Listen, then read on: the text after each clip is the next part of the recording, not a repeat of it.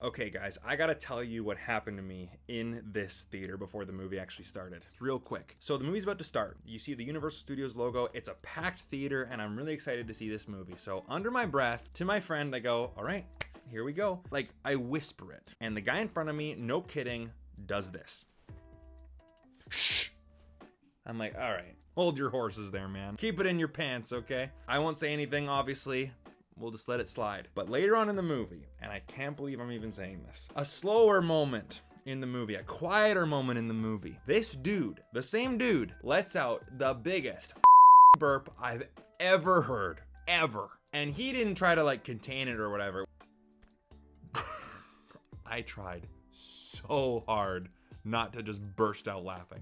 So yeah, I will always associate Twisters with that moment. Hey guys, my name is Brandon, aka the BrandoCritic, and today I'm gonna give you my honest thoughts on Twisters. But before I do so, I wanna hear your thoughts of the movie as well, down in the comment section down below. No judgment. If you hated the movie, if you loved the movie, I wanna hear your thoughts. So what did I think of Twisters? I really enjoyed it, and I was really looking forward to this movie too. And I'm not even like a really big fan of the first Twister. I saw it for like the first time maybe 5 years ago. I even have a review of it on my channel. I'm kind of afraid to go back and watch it. There's like kids screaming outside, so I apologize for that. I can't close the window. It's way too hot in here. I wasn't even a big fan of the first movie. I liked it enough, but I'm like, you know what? This movie looks pretty cool, and it gave me everything I wanted in a blockbuster, and it felt like a 90s movie. It felt like a 90s movie in the fact that it wasn't politically charged. It just kept it simple. It kept it fun and entertaining, and I felt like a lot of 90s movies were the same way. I mean, go down the list. It has everything that you want. You have a great cast with great chemistry. You know, our main characters, I like them all. Kate, Tyler, and Javi, aka Javier. And something I've noticed with myself, and I don't know what this says about my intelligence level, when I watch a new movie, for the most part, if the movie doesn't necessarily have the most entertaining story or the most likable characters, I forget the main characters' names. You know, I can say the actors who played them, but if I don't remember the characters' names, that's a problem. And it happens more often than I'd like to admit. Walking out of this theater, I'm like, you know what? I liked Kate's story. I liked her relationship with Tyler. I liked her relationship with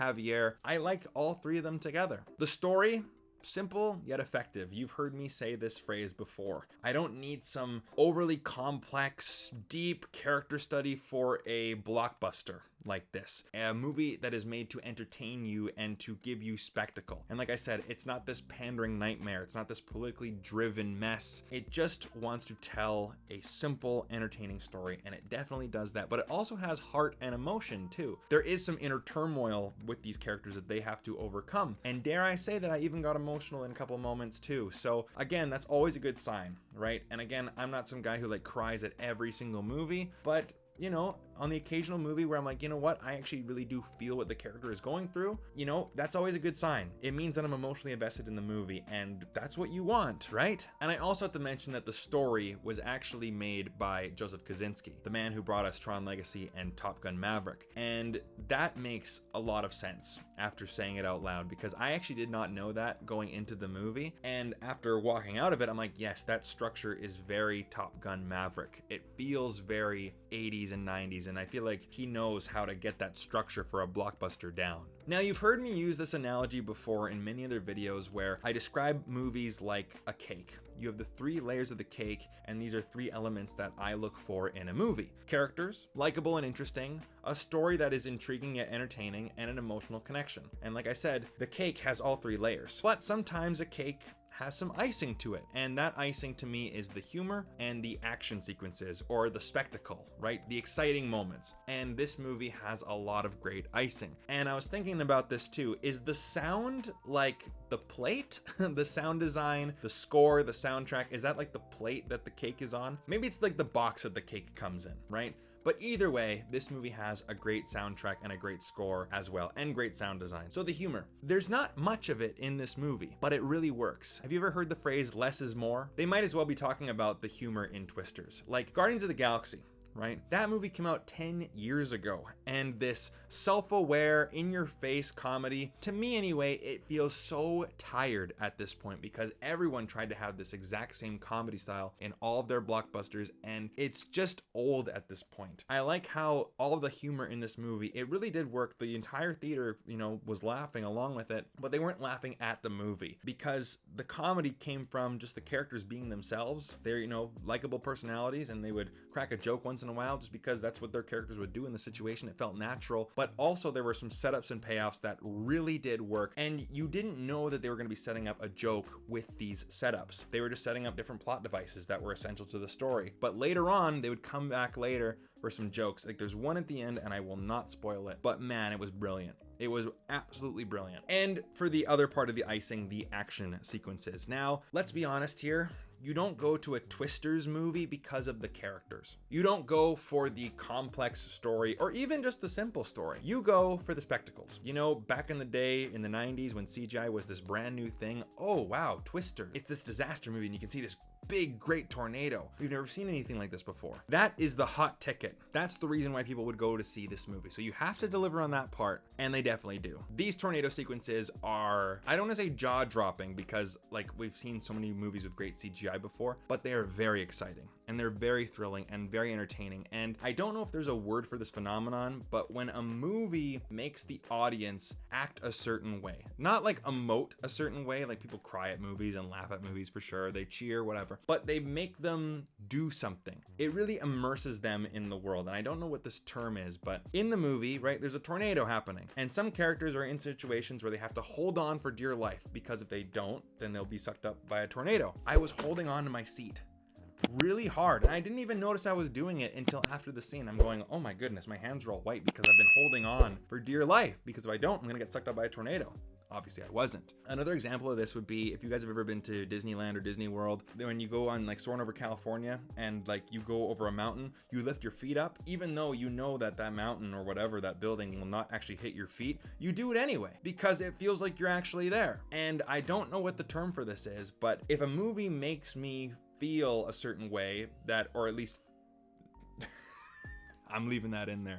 If a movie makes me act a certain way, that's better. That movie immersed me in the movie so much that I actually had to do something about it. And that's always a good sign. It means that the movie is, you're in it, right? I really don't know what's going on out there. That kid is having a temper tantrum or something. You might not even be able to hear it, but it's bad. And lastly, the box around the cake, or the foundation of the cake, the soundtrack and the score. I like how this soundtrack was, for the most part, I believe, original country songs. And, there's no Van Halen. I didn't hear any Van Halen in this movie because, of course, Van Halen did the soundtrack to the original. But this movie really does lean into the country, middle America type of vibe. People don't actually know this about Vancouver, but, go out a little bit east. There is a really big country, I don't want to say vibe, but a culture, right? We have the Cloverdale Rodeo, and you guys don't really care about that. But I know a little bit of the country lifestyle, and it was great to see it here too, because a good country song can get me going, and a lot of these songs really did work. The Luke Combs one, the Miranda Lambert one at the credits, really great stuff. And the score too. The score was not a Hans Zimmer, I don't want to say nightmare because I love Hans Zimmer, but it wasn't this dark, depressing wah type of thing. It had its 90s Jerry Goldsmith type of beats to it, where it was upbeat and it was exciting and it was whimsical. And then of course the more intense moments, they didn't feel like just a bunch of tones. It did feel like it had a melody to it, and the score was noticeable. So the sound, and of course the tornadoes, they feel larger than life, right? So A+ to the sound design, the score, and the soundtrack with this. But to get away from the film school report card, just personally, I'm glad that this movie was not just a reboot. It wasn't a legacy sequel. This was essentially a remake. And while watching it, I didn't see any connection story-wise to the first movie, and I'm okay with that. Now, obviously, Bill Paxton, rest in peace. Philip Seymour Hoffman, rest in peace. You can't really bring those characters back. Yes, you can do the deep fake thing, but I'm not really a big fan of when movies do that. But you could have easily made Daisy Edgar-Jones' character Helen Hunt's daughter, right? And there's the passing of the torch, right? Like that is kind of, at least in my mind, we've seen it so many times. We've seen it with Star Wars and we've seen it with Jurassic World, you know, like the Scream franchise. Like I'm kind of tired of seeing that only because we've seen it so much now. And I'm just kind of glad that, you know, of course this is an homage to the original movie, but it's its own thing. It stands alone for the most part, right? And I think just personally, it was actually really nice to see that. I wouldn't mind seeing some more remakes. If you really gotta go with the whole IP chasing thing, going for more of a remake than like a legacy sequel. And again, no problem with legacy sequels. Top Gun Maverick, amazing movie, but it was nice to see just like a flat out remake as opposed to bring back the old characters, because we've seen that so many times. And I apologize guys, it's getting hot in here, but the show must go on. And of course, you know, like the cast, like I've mentioned before, like Glen Powell, like welcome to the A-list, man. I mean, yeah, Top Gun Maverick, Anyone But You, movie sucked, but enough people watched it to know that he's in it. And now he's got Twisters. So welcome to the A-list. And I think Glen Powell is slowly starting to become a household name. And Anthony Ramos, you know who I'm talking about, Javier in this movie, he's also really great. I saw him in Transformers Rise of the Beasts, I saw him in Dumb Money, and now I've seen him here. Again, I want to see him in more things. I think he's a really great actor. But Daisy Edgar-Jones was amazing in this movie. She was perfectly cast. And I don't know if it's just because of the clothes that she wears or her hair or her acting or whatever, but all of it comes together. She just screams 90s heroine, right? She feels like a younger Helen Hunt from Twister. She feels like a younger Laura Dern from Jurassic Park. She is totally perfectly cast for this movie, and I cannot wait to see her in more things. Now, if I had to complain about anything in this movie, it would be like three lines where I felt like, you know what, you're getting into a bit of pandering territory. And again, this is like really nitpicking, so I apologize. Number one, and I don't even remember the actual line, but when Kate, you know, Daisy Edgar-Jones's character, she comes back into the field of tornado chasing, of meteorology after leaving it for a while. A character, I think it's Javier, like says to her like, you know, we can save lives with this stuff. It's what you were born to do. And you know, you're throwing out those empty platitudes, those cliched lines, and I'm going, okay, like this is like pretty on the money here and pretty on the nose. It felt like Independence Day, so I guess it did fit with that 90s disaster movie type of dialogue, right? And same with the line when Tyler goes into the tornado and he shoots up some fireworks. We have to get Daisy Edgar-Jones to go, are those fireworks? It's like, yeah, you can kind of put those two together. Not like a, oh, you've got to be kidding me, or something like that. It's just, you state the obvious. I think some like less intelligent people will look at that and go like, wow, those are fireworks.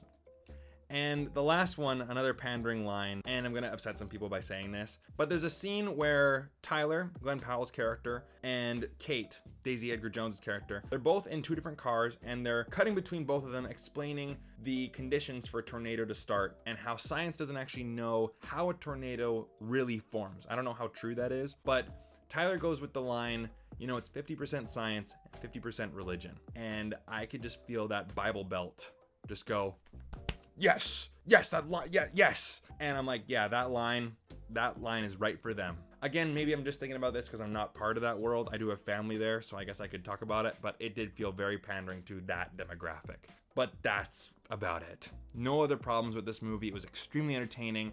I'm giving it a 4 out of 5. Very happy that I saw this. It's currently, I guess, my 4th favorite movie of the year so far. We'll see how that goes. You know, of course, we're only halfway through the year, but I'm very happy with Twisters. So let me know, guys, down below what your thoughts are on the movie. And I also want to shout out my Patreon members as well. If you guys want to join my Patreon group, then the link is down below. We have monthly watch-alongs, it's a great community, contests, giveaways, special Discord server, all down below. You're not going to want to miss out. And thank you guys so much for watching. See you in the next one. Take care.